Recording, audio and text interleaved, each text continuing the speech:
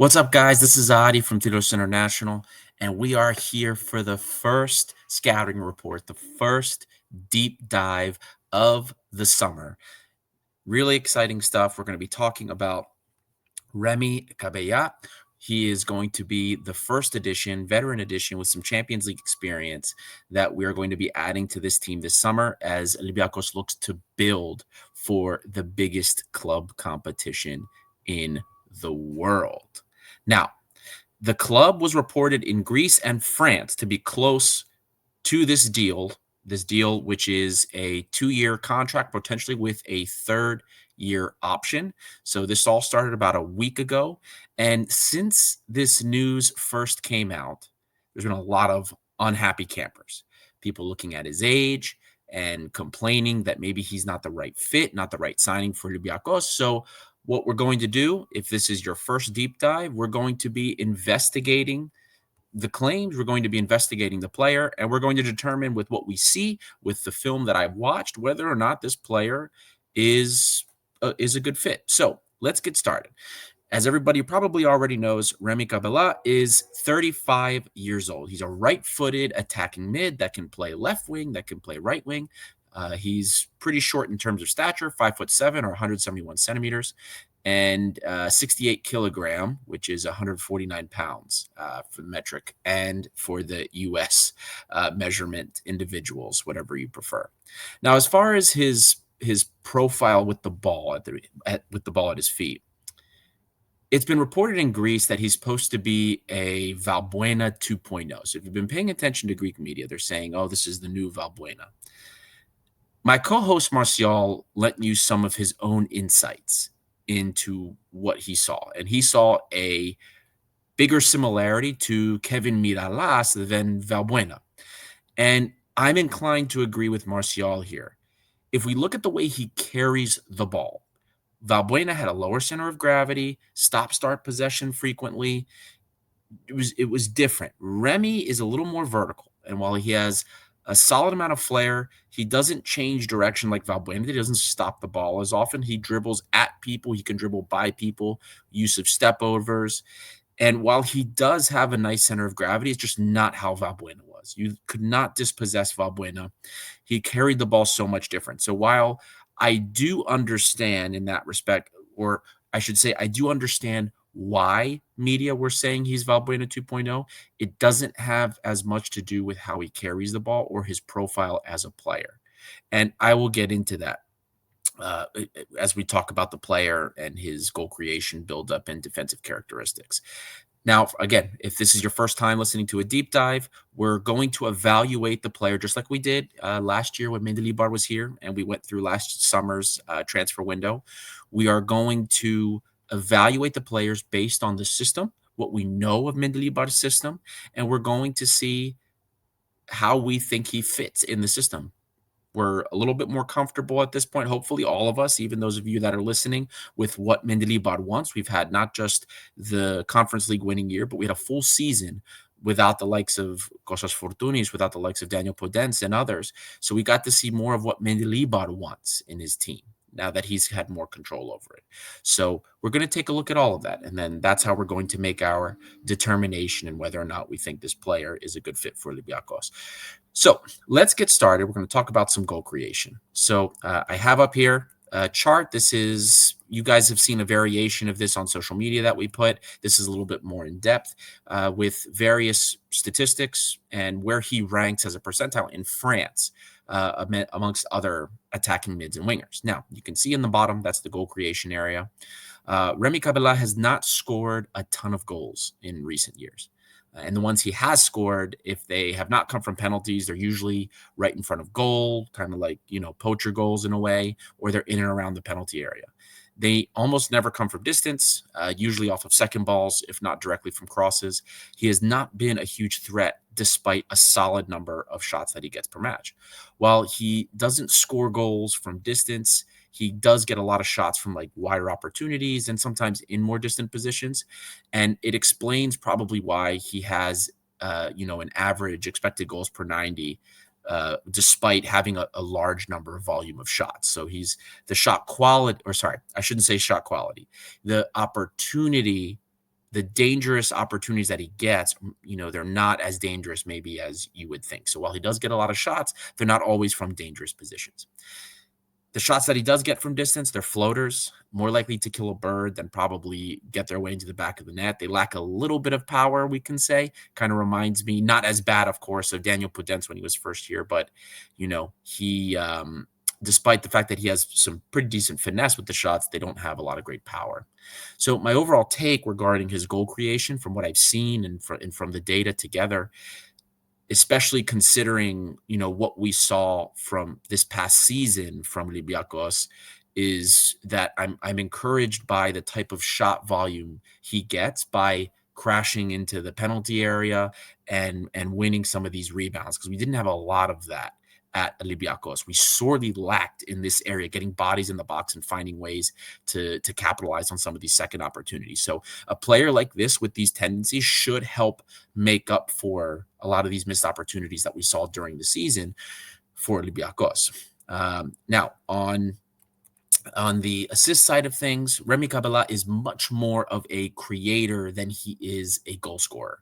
While his assist volume this past season is low, you can see in the chart here that he has a very high expected assists and a large number of completed passes into the penalty area.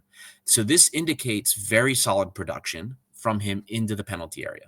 And the assist came from many different situations. He can take free kicks. He's got a nice cross when he's in those wide areas, of course. But his most dangerous shot creating actions occur when he's actually more central. He's great at feeding the ball in between the defenders to cut the lines or draw a defender to him, only to just like kind of play a ball past the defender to his teammate.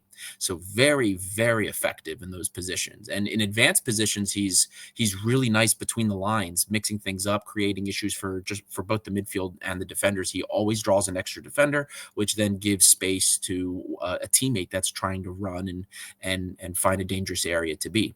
He can create space for himself. He uses the width quite well, but despite the fact that he's using the width very well, he just is way more effective when he's behind the striker and in the middle of the park. So knowing Mendilibar, I can see Cabella relegated primarily to the wings. As we know, Mendilibar wants the press support behind the striker. So we see guys like Chiquinho, Costulas has been there as well. So Cabella will probably be out on the wings. And that being said, even if I do think he's more effective in the middle, I think he's a dynamic player that can help create problems no matter where he is on the pitch. Looking at his build-up, Remy Cabella did wonders at Lille, linking the midfield to the attack when he was playing behind the striker. Generally, when he was central, he would float between the lines while Lille's wingers and fullbacks created pressure in those wider areas. Cabella's ball movement could create spaces as he dragged the defenders toward him, and then he would beat them one-on-one. Or he would play his teammates into spaces that were left by him drawing the defender. His wiry skill and flair frustrated defenders a lot, which led to a number of fouls drawn, great transitions forward. When he plays out wide, he doesn't link up the play so much between midfield and forwards. He's more of an outlet, as I like to say. So he can get involved in some link up, but you see a lot less of that than when he's playing more in the middle. So he'll stay wide. He'll look to cut in and maybe cross. But again, I have to say, if I have to pick, I would prefer Cabella to be playing more central, because it just seemed like there were so many more possibilities when he was playing central than when he was out on the wing. Either way, in build-up, he'll progress the ball very well, whether it's him getting the ball forward, passing the ball, catching his teammates in stride, whether he's carrying the ball. He's a brilliant ball carrying ability. He's effective, and you can see that in the data here. So much volume of him, even with such short time on the field, sometimes he will really get the ball forward and be a catalyst for that.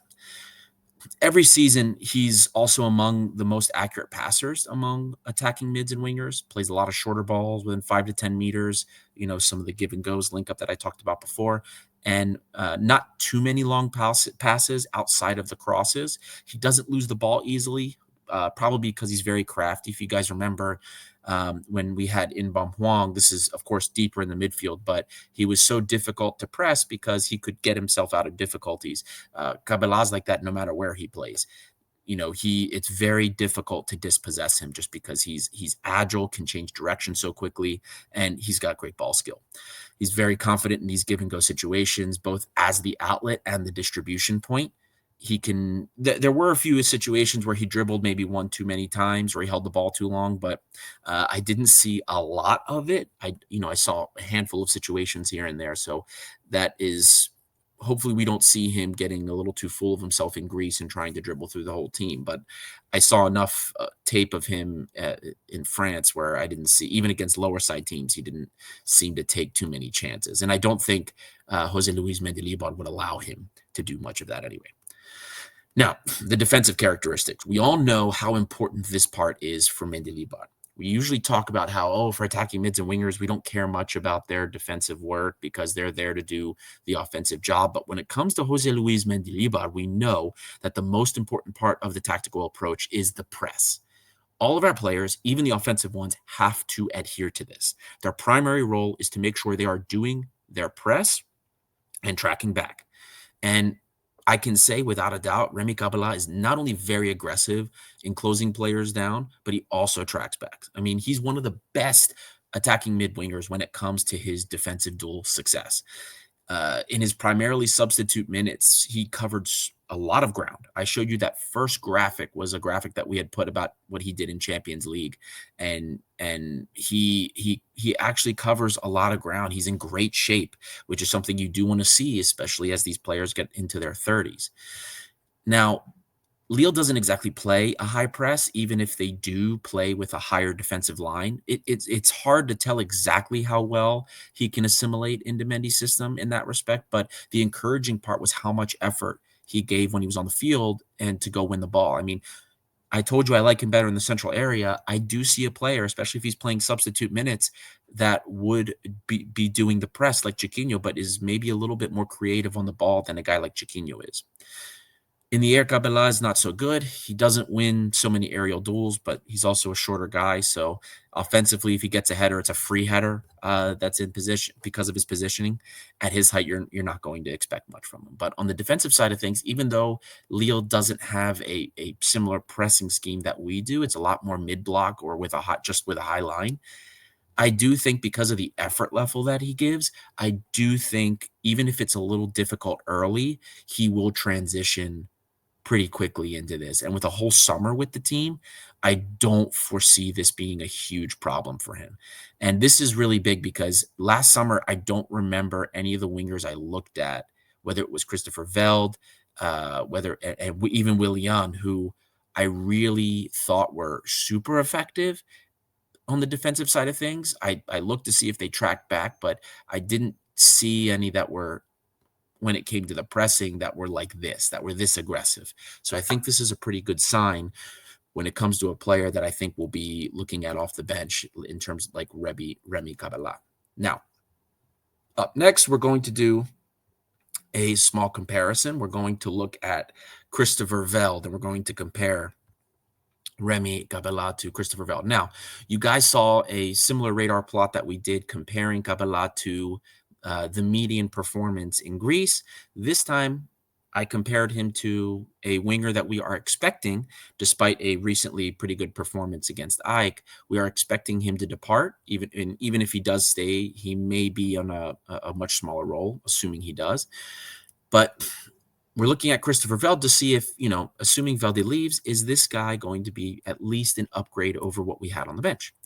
And of the wingers departing, Christopher Veld is really the only one with a good sample for me to look at. He's got over 1,000 minutes in the Greek league, unlike Luis Palma, who's only played a few minutes here and there.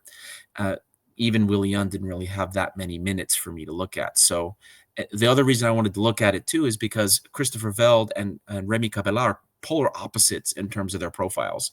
And you can see that here in the plot. Veld is much more direct, prefers to be an outlet with a need to look on goal and score himself. That's what he wants. He wants to get the ball, get on goal, score. Cabella, while he can score, is much more of a creator for his teammates to score goals than a goal scorer himself. He can be an outlet on the wing, but as we can see by his touch volume, he's much more competent than Veld is getting the ball and moving possession forward. Veld gets half of the touches that Cabella does, and he plays for Olympiacos. Olympiacos gets way more possession, is a possession leader in the league versus Leo, which is not. So I expect Cabella could probably even see more touches when he's on the field for Olympiacos. So this tells you everything. The fact that Cabella does what he does for Leo, and he's more integral in possession than Veld could ever be for us. Now in build-up, Christopher Veld, he really only progressed the ball by carrying the ball into the final third. Remy Cabella can be the one that's carrying the ball, playing the ball in the final third, doesn't matter. Much more dynamic in the build-up and possession front. Velda's 1v1 dribble volume is higher, but this is due in part to the fact that he has a lot more situations per 90, because this chart, this radar plot that we have here, it's measuring wins, 1v1 dribble wins. So Veld has a similar success rate to Remy Cabella, but he gets more instances of these types of duels than Cabella did at Lille. So that's just why it looks like it's an improvement over Cabella in that aspect. Um, um,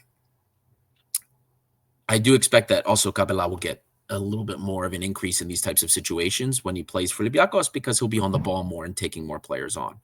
Christopher Velde also has more goal contributions per 90 than Remy Cabella, but Remy Cabella has more expected goal contributions per 90. So this tells us that Veld's production may not entirely be sustainable, which explains perhaps why we saw some struggles throughout the season in that front, because maybe in preseason, the goals he was scoring, those are more difficult chances perhaps than we gave credit for.